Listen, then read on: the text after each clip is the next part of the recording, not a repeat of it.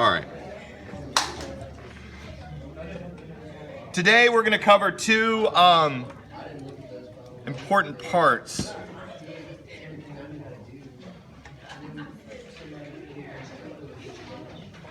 Newton's second law. We have linear motion and we have rotational.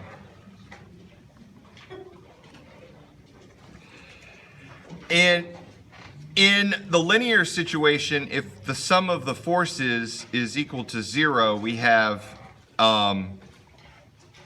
translational equilibrium.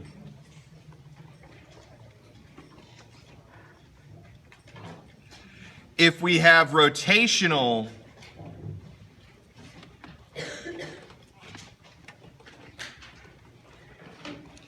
equilibrium,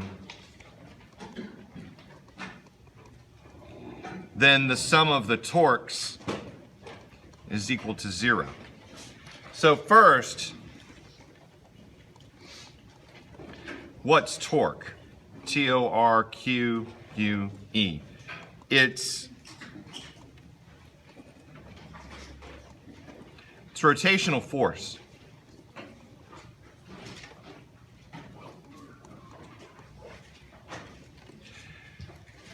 Now, with just normal forces, if you have a mass and you apply a force to it, it will accelerate in a particular direction. If you're dealing with torque, if you apply a force a particular distance r, this is the force vector and that is the radius vector, and it creates an increase in angular acceleration about a point.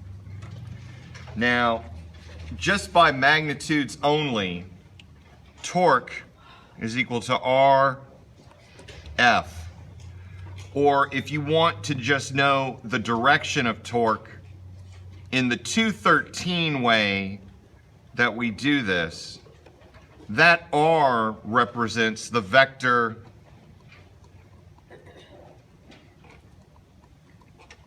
from pivot point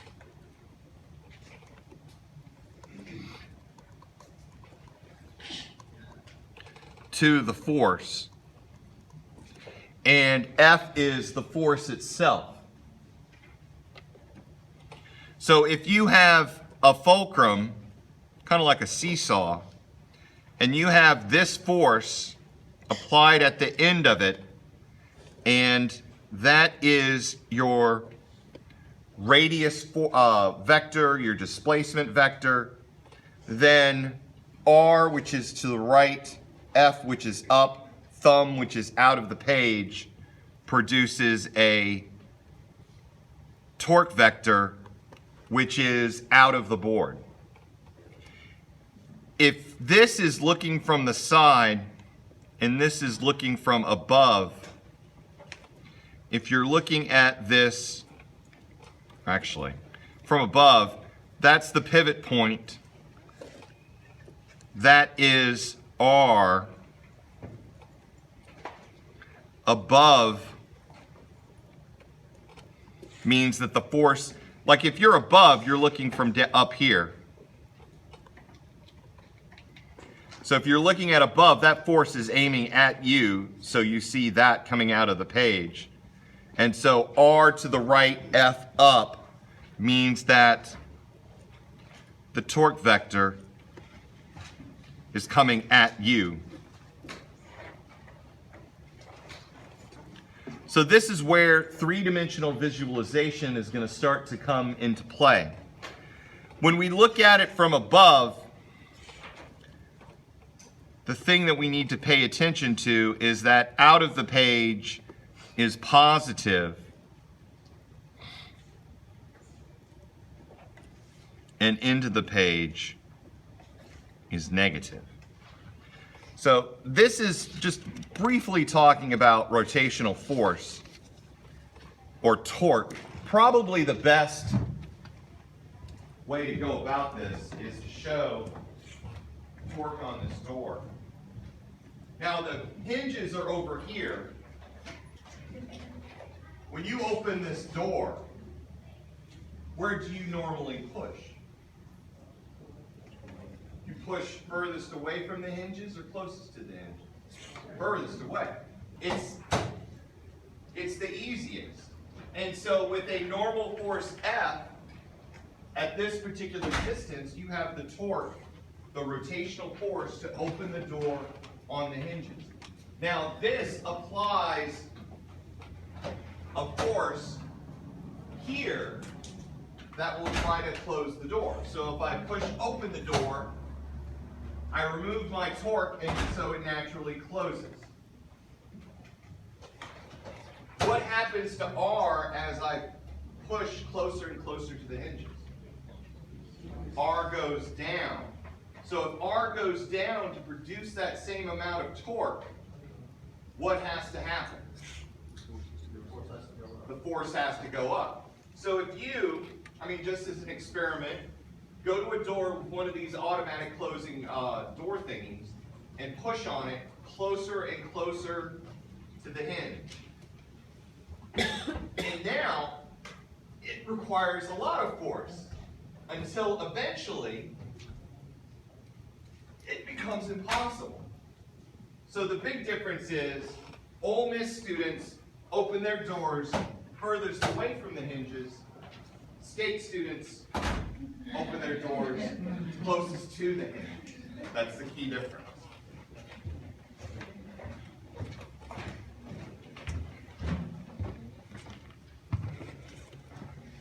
Now, torque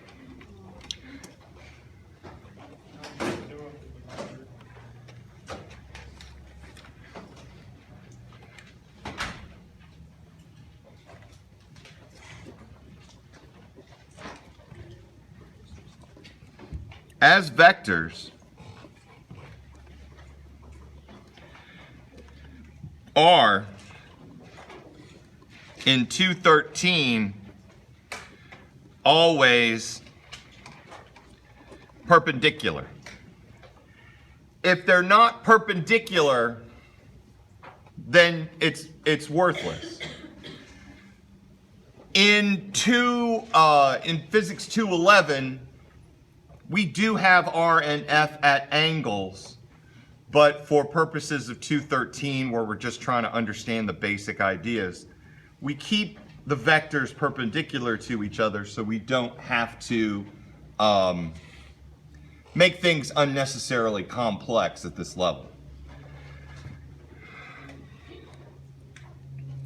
Now, one of the things that we all see in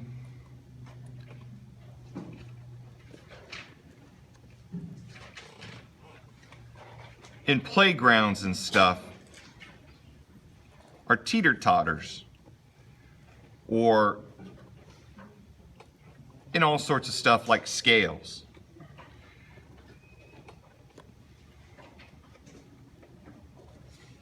And in this teeter-totter, we have R1 and R2. We have M1 and M2. This is the fulcrum. It's where if there's going to be rotation, it would be at that point. Now, these masses, of course, are under the influence of gravity, so they pull down F1 and F2, and they pull down with the magnitude of M1G and M2G, where G is positive 10 meters per second per second. Now, that's not the only force on this teeter-totter. There's also the force of the fulcrum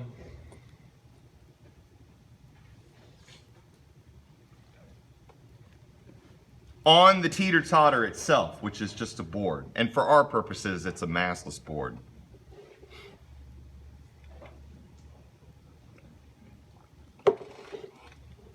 And let me give you some values. M1 is 8 kilograms. R1 is equal to 6 meters. R2 is equal to 3 meters. What is M2 and the force of the fulcrum on the bar?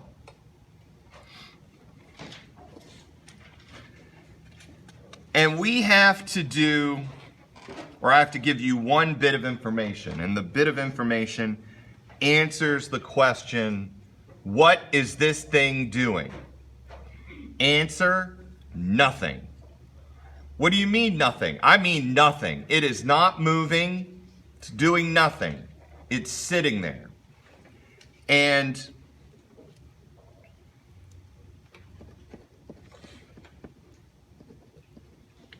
a lot of people would think, well, if it's doing nothing, then no information can be gained from it.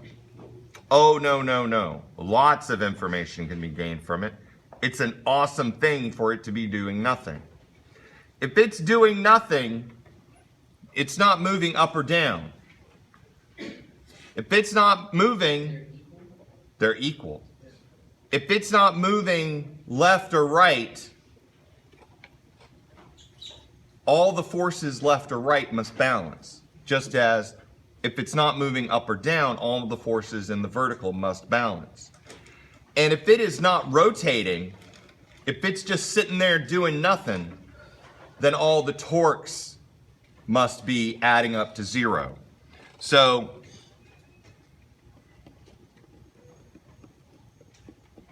if it's doing nothing,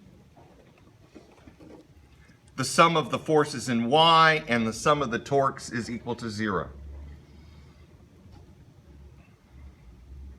Which is great.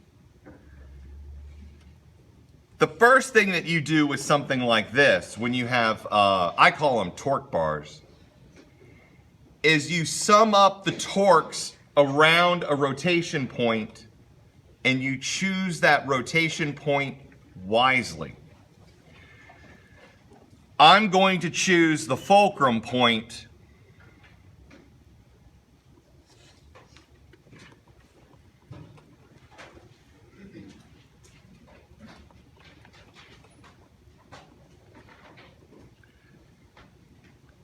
for when I sum up my torques. And I'll call that point A. So the sum of the torques about point A are equal to 0.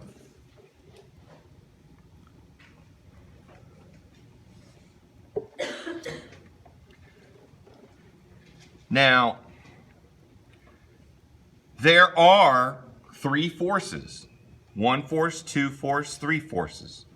But really what I'm going to do is R1, F1, and R2, F2. I'm going to write only 2 torques. Now, there technically is a third torque. The third torque is the torque applied on the teeter-totter bar by this force, the force of the fulcrum at the rotation point. But I'm not going to include it here. Why not? Its radius is 0, exactly. The distance, you choose a rotation point where one of the forces is at that point. So effectively it is R3 F sub F, and R3 is equal to 0. That goes away. Now for these,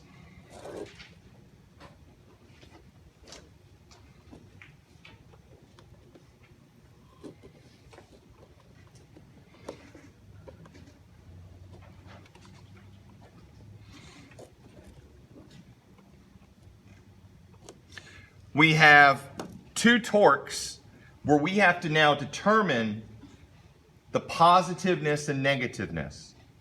This is where the right-hand rule comes in. You always start at your rotation point where you chose the thing to rotate. So there to there is left. F1 down. Thumb points out of the page. So that is plus. R2 is to the right. F2 is down. Thumb goes into the page, or negative. And so those are opposing torques, and they'll cancel each other out. So let's do this again, where I'm standing in front of the group. You always start at the fulcrum. Keep your left hand in your pocket if you want. R1 is to the right, or I'm sorry, R1 is to the left, your left. F1 is down, thumb points away from the board, or positive. Torque 2 is to the right, F2 is down, thumb goes into the board, or negative. Positive out, negative in.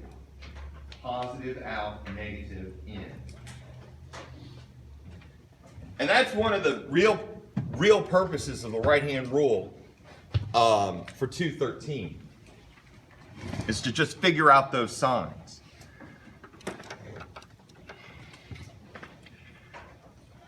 So R2 F2 is equal to R1 F1. R2 M2 G is equal to R1 M1 G.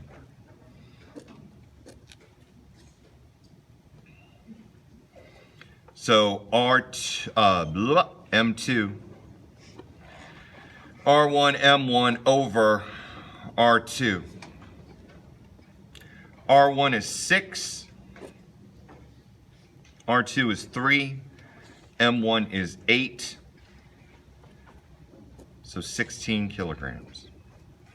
And so that is the mass of M2. Now the only other unknown that we have is the fulcrum force. Once you know all the masses and you're only down to the fulcrum force, you could sum up the torques again about another point. You could sum up the torques about that point. You could sum up the torques about that point. But what we're going to do is we're going to sum the forces in Y is equal to 0. How do we know this? We know the bar does not move up or down. So it is in translational equilibrium in the Y.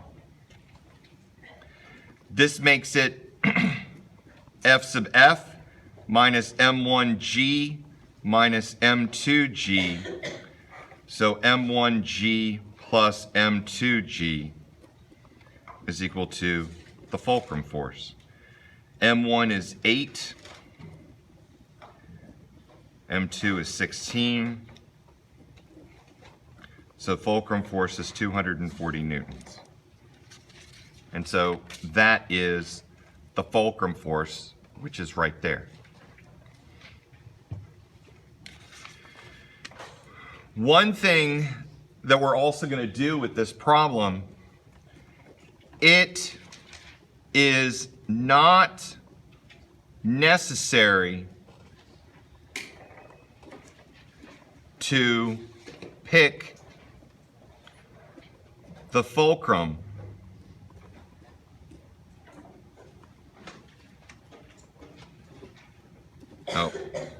as the pivot point for when you sum the torques.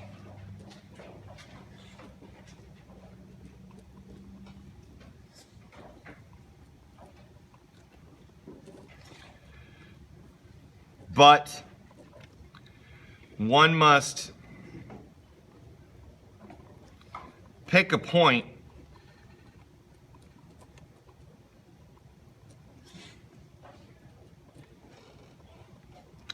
where one of the unknowns is eliminated. Eliminated. So you've got to pick a point where one of these is eliminated. And so let's say I gave you the same problem and I said, give me the fulcrum force first, and you're not allowed, well, you've got to find out the fulcrum force first. How would you pick that out? And you go, well, do I know what M2 is? And I go, no. And then I start cackling maniacally. How do you get around this? To do this, pick M2 as the pivot point.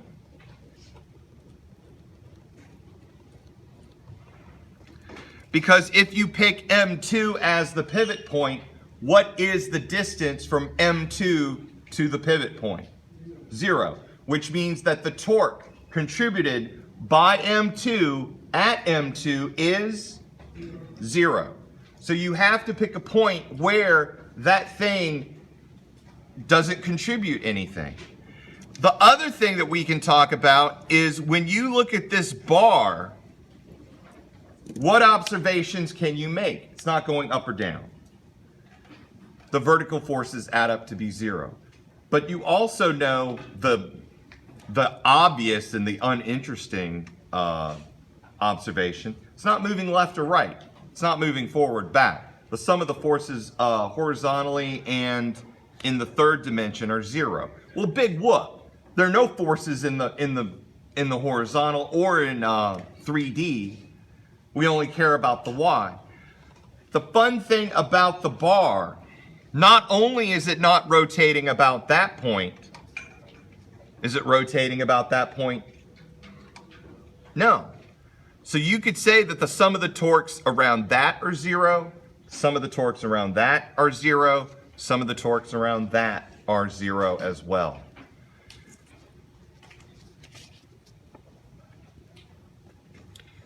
So I'm going to call that point B.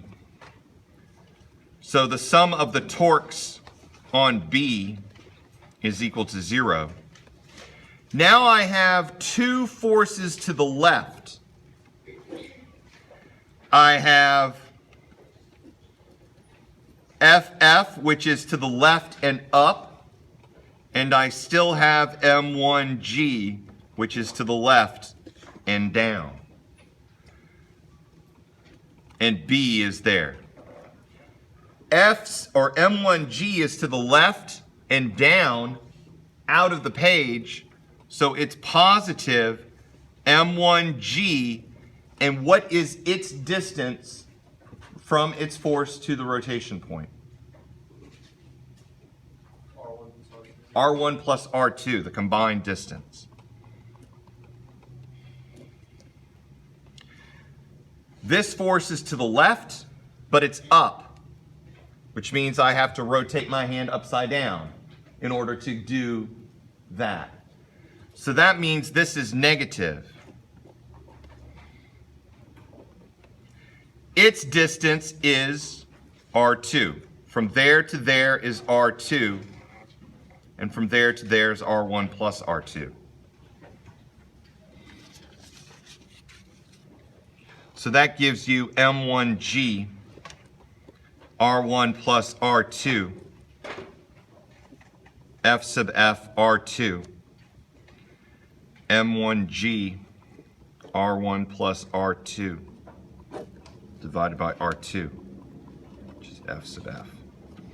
So M1, 8, 10, R1 is 6, R2 is 3,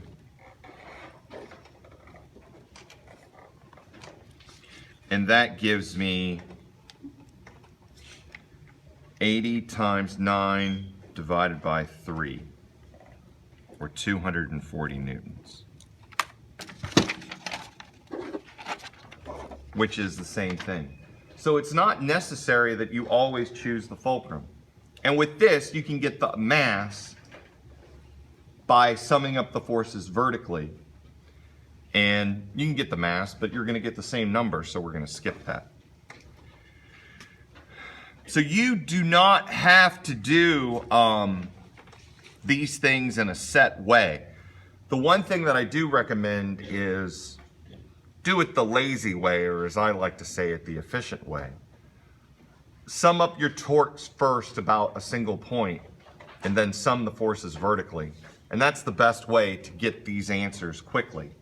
But you do have the option of picking any of the points.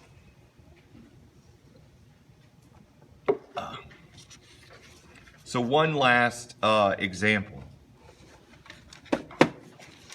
just as a lesson, which may become fruitful. Something like this is going to be on the test. Story about this problem. It was during a test review. I think it may have even been the review for the final. And I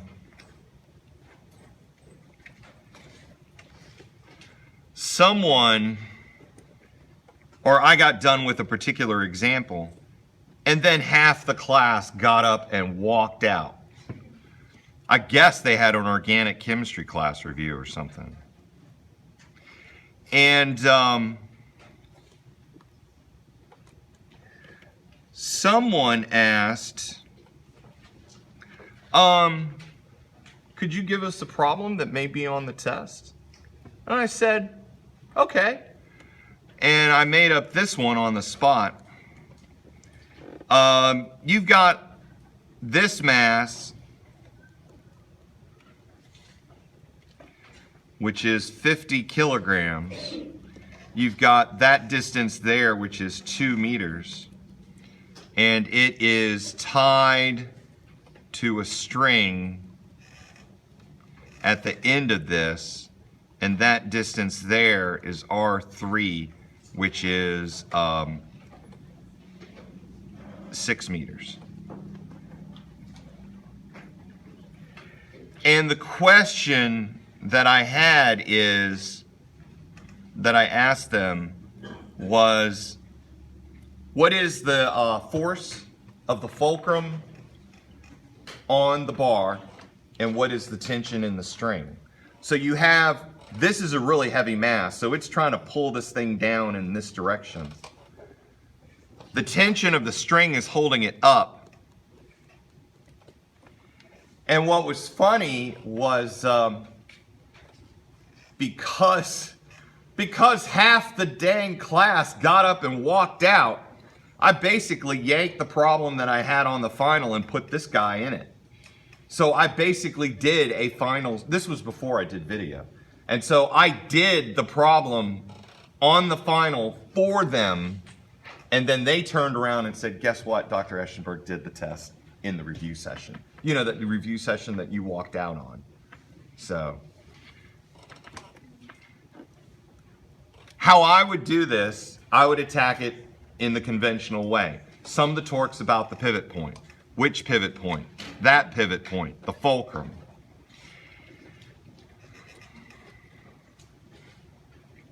I can call it A. Sum of the torques about A. What is it doing? It's doing nothing, which means now I get to sum the torques and say it equals 0. How many torques are going to be in this equation? How many? 1, 2, 3, 4, or 0?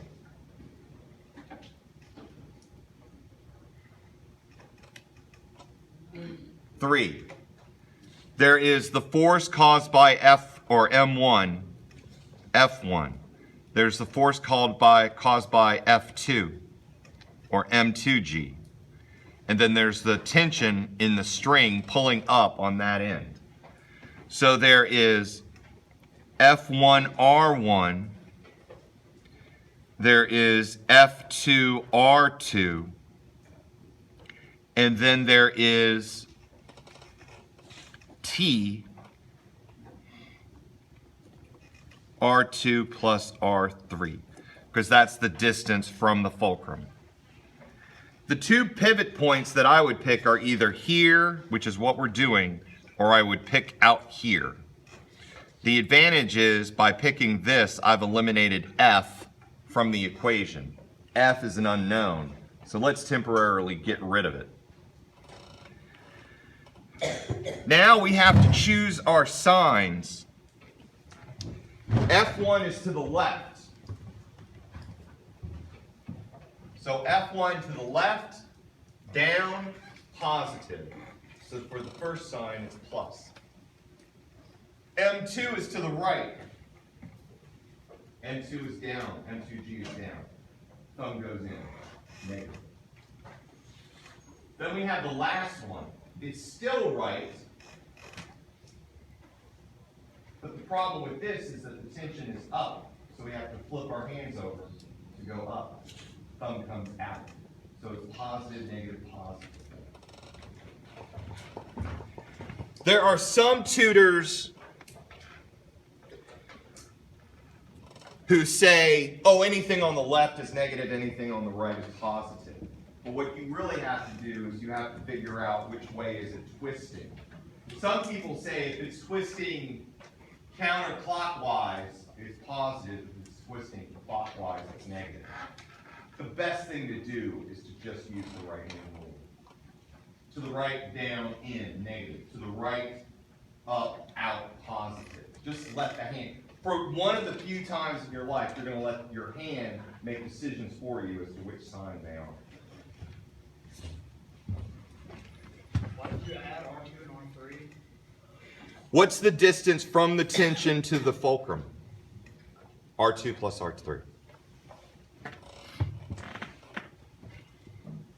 Now the only unknown is tension. So F2 R2 minus F1 R1 is T R2 plus R3. F2 M2G. F1 M1G R1 T.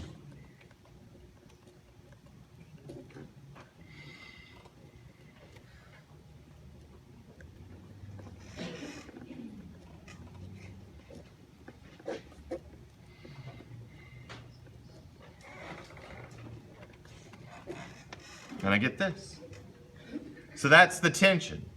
Tension expressed as a function of all these variables that are knowns. 10, 2, 2, 5, 3, 2, 6.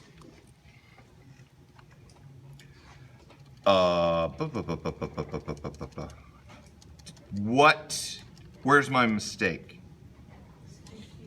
It's 50 for M2. And I knew it was a mistake because I looked at it and I said, suddenly I'm going to have a negative number and that's going to be bad.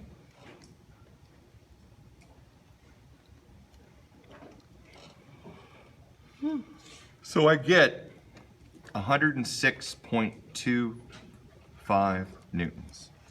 So that's the force on, or that's the tension of the string. Now to do the second part, you could sum the torques about there to get F, but the fastest way is sum the forces vertically. F plus T minus M1G minus M2G is equal to 0. Now how was I able to just apply the signs? Anything up, positive, anything down, negative. Easy. No need to use the right hand rule.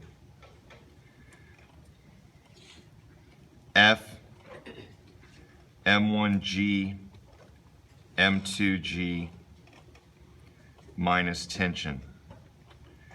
M1G 5 times 10 plus 50 times 10 minus 106.25. So it's 550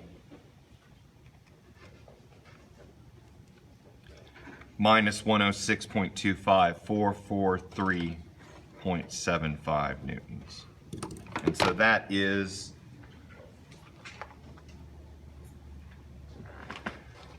the force on the fulcrum onto the bar. And that effectively sums up all the torque bar problems. All the important part is simple. Just set it up. And then everything else comes into play. Or comes into play easily. So, all right, do we have any questions about the torque bar stuff? Now, the torque bar, you're going to be given in the problem set that comes out tomorrow, given a series of bars. We're going to have to figure out the missing pieces. I'll go back and I'll find a tutorial which effectively does the same thing, and you can take a look at it. All right.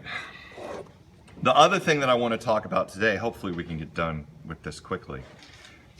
In the test on, actually 3 weeks from today for test 2, you're going to get a torque bar problem, and you're going to get a rotation problem,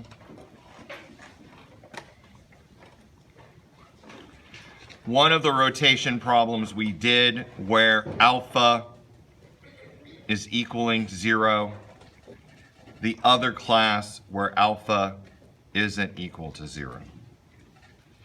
This was done on the 5.5 hour lecture that we did on Tuesday. I'll go back and edit that thing so that it goes at a normal pace rather than at 20% speed. This is what, actually that's Tuesday.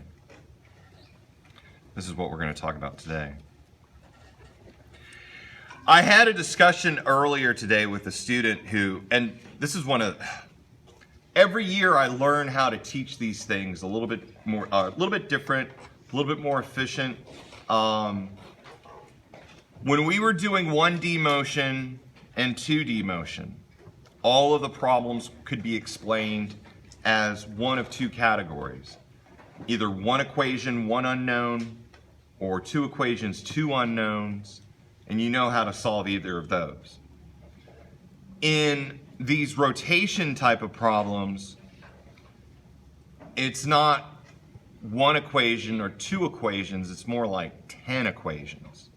And you've got to go through those 10 equations, which are all very simple. They'll be on the scratch paper. And because of what I give you, those equations, one of them will most likely be a one equation, one unknown. And so when you look at that, you find the one equation where there's only one unknown, and then you just start solving for stuff. Or, in terms of this, you start substituting unknowns out with other equations, and hopefully these unknowns are eliminated. The classic alpha isn't 0 equation is, it looks like this.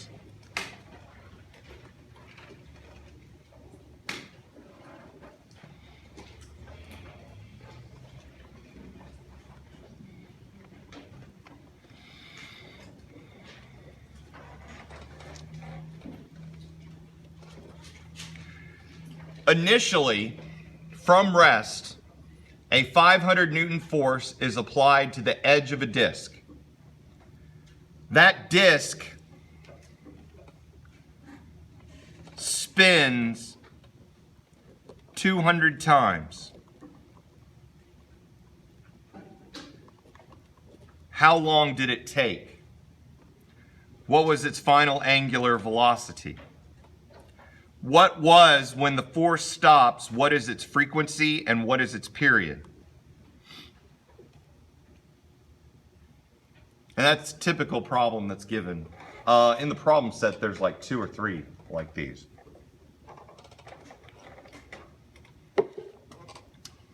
The first thing you want to do is where two equation, two unknown, like 2D motion, stuff like that, there's a set number of equations. The moment I see something like this, I know that I'm going to have to deal with the following equations. Theta equals theta naught plus omega naught t plus 1/2 alpha t squared. Omega equals omega naught plus alpha t.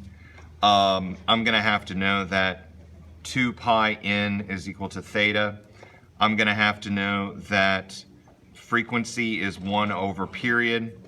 I'm going to have to know that 2 pi f is equal to omega. I have to know that sum of the torques is equal to I alpha. Remember when we covered Newton's second law, the linear sum of the forces is equal to ma for rotational. Sum of the torques is I alpha. Force becomes torque, mass becomes moment of inertia, A becomes alpha. Torque is Fr.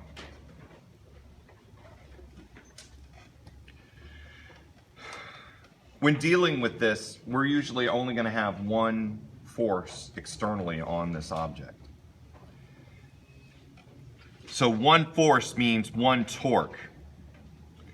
When you've got stuff like this, to do problems like this, the first time it looks like a horrid mess. But the torque, if you've got one force, you only have one torque. So the sum of the torques is equal to Fr, which is equal to I alpha.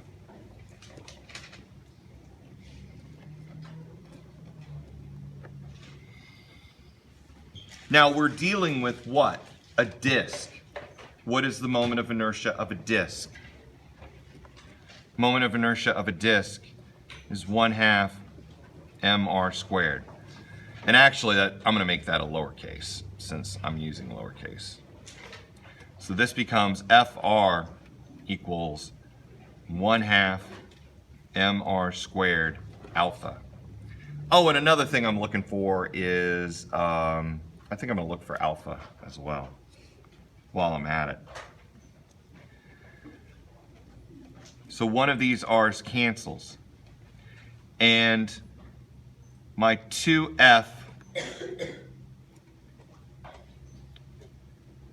over mr is equal to alpha. So you just sit there and you start plugging in stuff, and eventually you get to the point where it's like, oh my goodness, 2f equals mr. I know f, I know the mass of the disk, I know the radius of the disk, I can get alpha. So 2 times 500 over m, which is 200, times r, which is 3. So 1,000 divided by 600, 5/3 radians per second squared.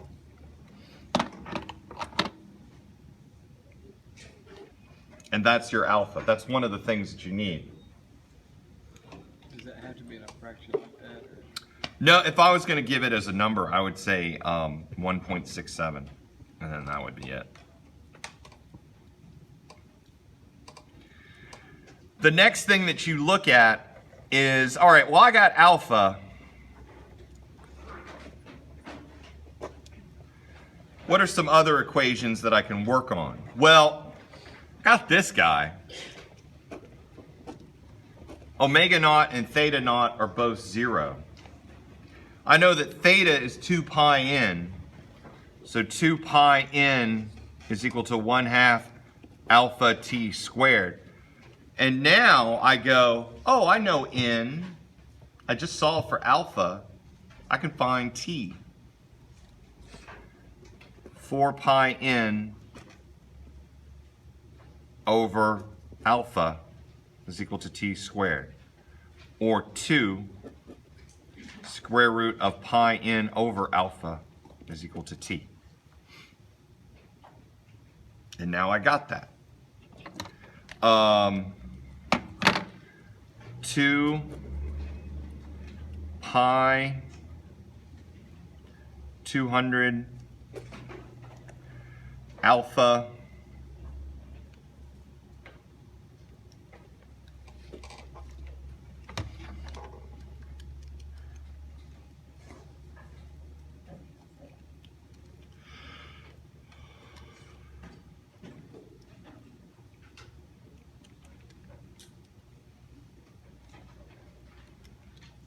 and I get 38.83 seconds.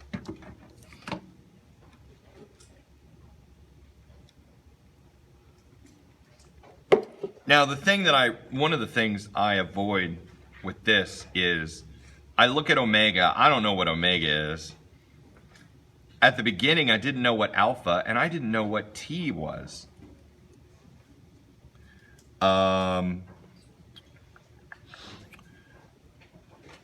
Oh, this big T is period. So there's a lot of stuff that I didn't know with this one. But I now know alpha and I now know T, I can get omega.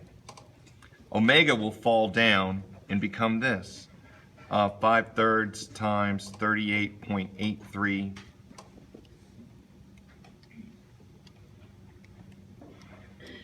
And become 64.71 radians per second. And now that I have omega, everything else just falls into line. 2 pi f is equal to omega, so f is omega over 2 pi.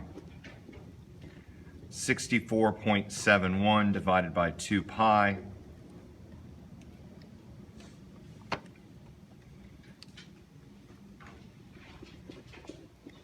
.3 hertz.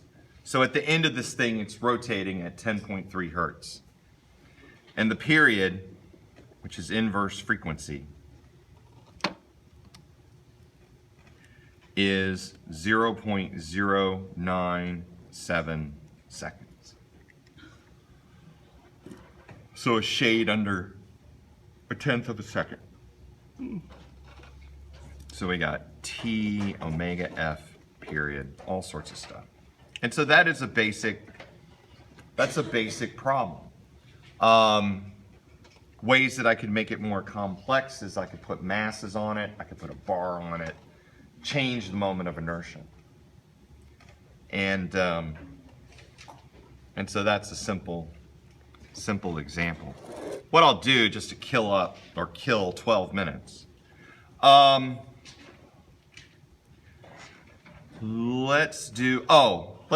Let's learn a lesson. In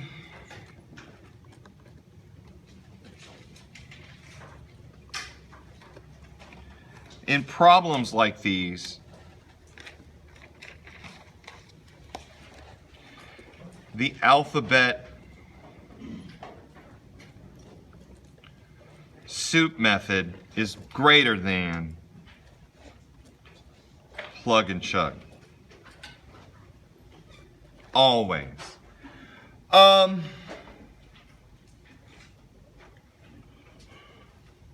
One of the things is you could sit there and go, well, why is it so much better? Is because with the letters, if you can get the main equation together, such as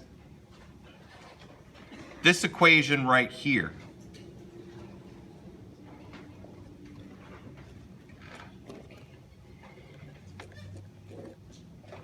that 2 pi n is equal to 1/2 alpha t squared.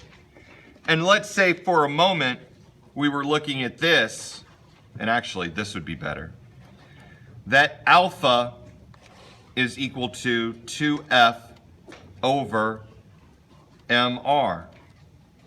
Well, we could plug stuff in here. 2 pi n is equal to 1/2 2f over mr t squared. My 2's cancel, and I'm left with the equation 2 pi n is ft squared over mr. So for a simple disk with one force acting on the edge, you can derive and get it to here.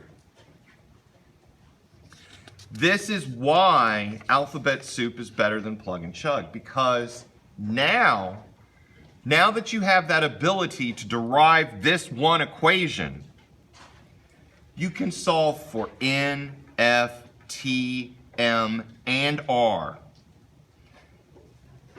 For many of you, the way that you understand a problem is that you solve for and you learn an entire procedure for one variable.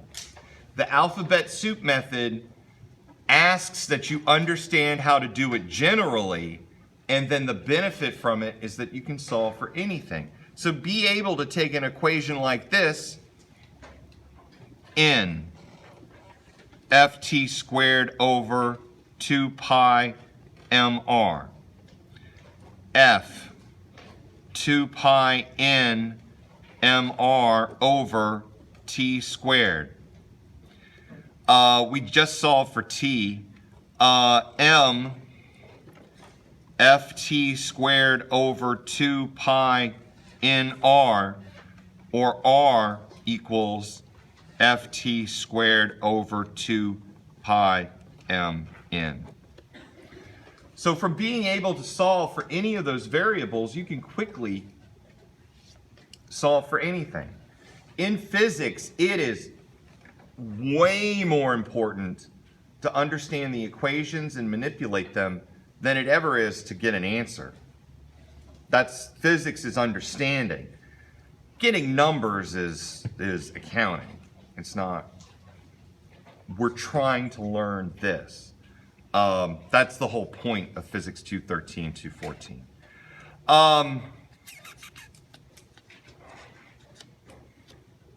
Trying to think of a good example where I can eliminate something like this. Let's just do another example. Unconventional. So I have a disc and I have a stick, and there is a force that is unknown at the edge of the stick. And we're going to look for that. The mass of the stick is 50 kilograms. The mass of the disc is 100 kilograms. The radius of the disc is, what would be a good radius? 2 meters. And the length of the stick is 6 meters. From rest, it spins up and rotates 150 times in 30 seconds. What is F?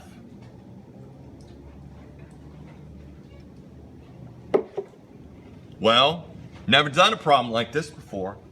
Let's find out. Well, it's spinning up from rest, so I need to know the rotation equation.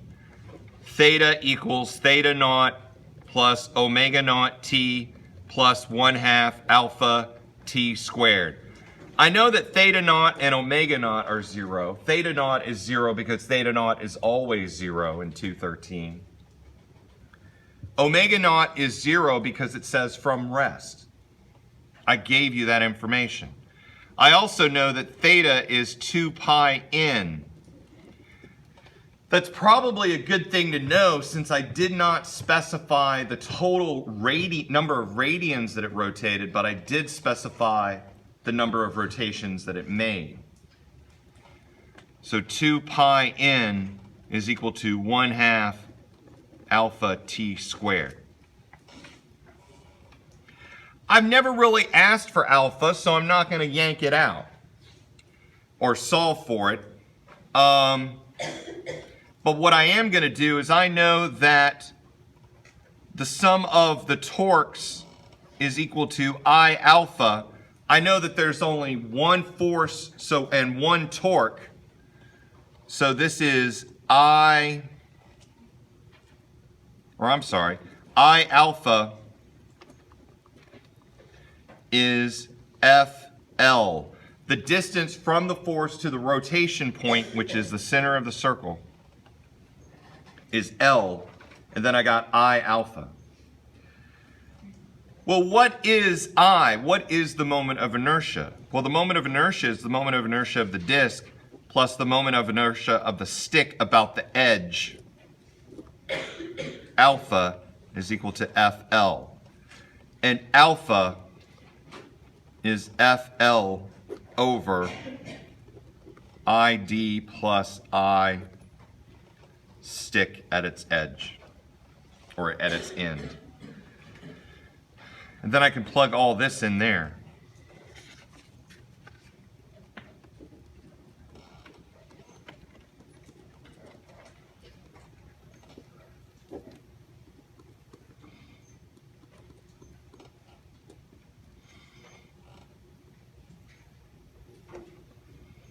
And when in doubt, just drop in parentheses just to make sure that it works out well.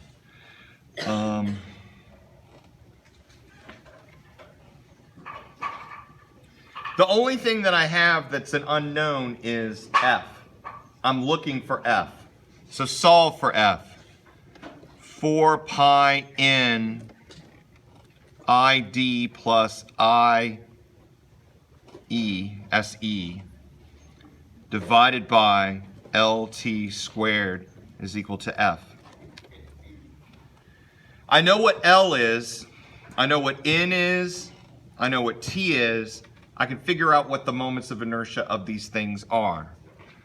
4 pi n ID is 1/2 mass of the disk r squared. The moment of inertia of the stick at the edge, we've derived this, is 1/3 mass of the stick L squared divided by LT squared. And that is equal to the force. So this could be 4 pi n 150 0.5 mass of the disk 100. R of the disk is 2 squared plus 1/3 mass of the stick 50 L6 squared, all divided by 630 squared. Now, one of the reasons why I like doing it this way is with proper planning, I'll have solved it this way and I would have chosen numbers that started canceling out to make things a little more simple. I would have something where instead of 150 times, I would have it rotate 900 times. Well, what's 30 squared? 900. 900 divided by 900 cancels.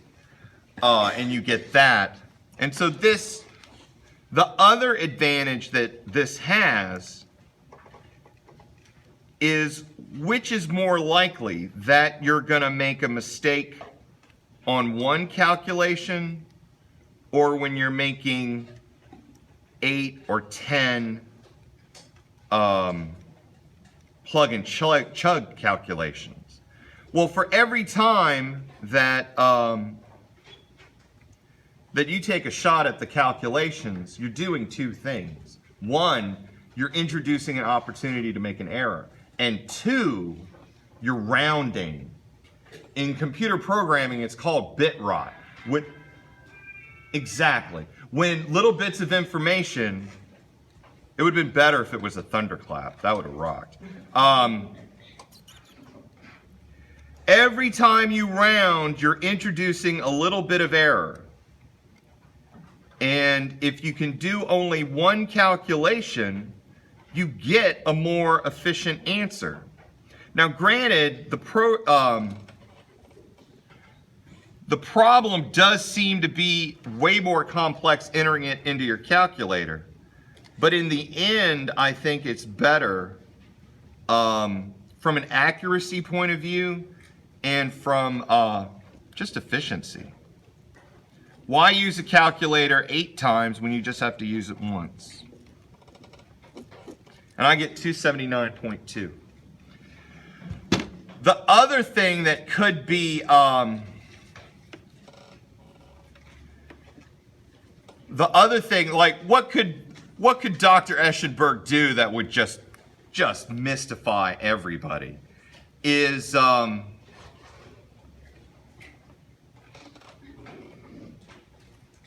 I would like let's see, how would I do this?